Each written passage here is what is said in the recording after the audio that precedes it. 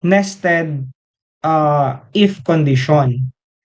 Okay, so sa nested naman natin guys, gagamit tayo ng boolean na data type. And then, ang variable na gagamitin natin is login at saka paid. So, ang next naman natin na gagawin is magkakaroon tayo ng cout dito. So, sa cout natin, sasabihin natin, are you login? So, tatanungin natin kung naka-login ba siya. So, since guys, boolean ang gamit natin, automatic true or false lang yan. So, ang gagawin natin dito, 1 yung ilalagay natin, equals or yes. So, sa Java kasi or sa any other programming language, kapag boolean ang gamit natin, yung 1, it represent yung true. Kapag 0 naman, it represent yung false. So, 1 is equal siya sa true. Ang 0 naman, equal siya sa false. So, kapag in-include natin dito ay 1, nilagay natin 1, automatic true yan. So, yes ang sinasabi natin. Pag 0 naman, automatic no yan kasi false nga yung gagawin natin. Then, semicolon nyo lang siya. So, sa cin natin, ang gagamitin natin is etong login na variable. Tapos guys, next guys, since meron na tayong login dito, kukunin naman natin etong sa paid.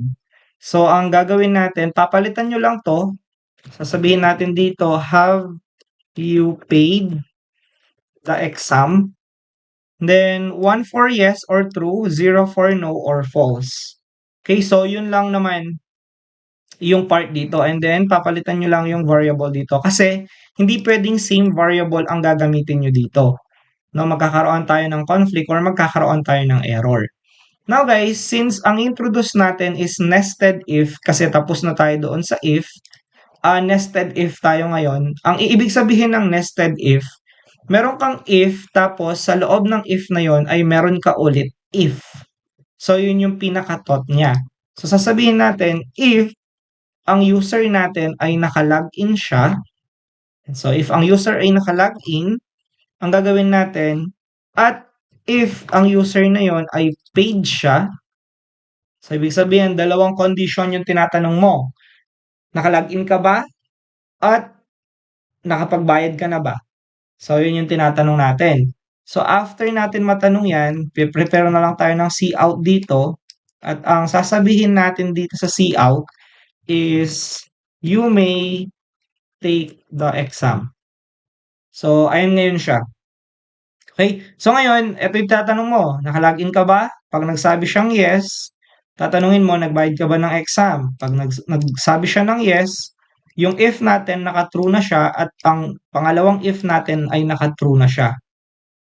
Okay? So, ibig sabihin yan, pwede na siyang mag-exam. So, let's say for example, yan. So, are you logged in? Sasabihin natin yes. And then, are you paid? Sabihin natin yes. So, you may take the exam.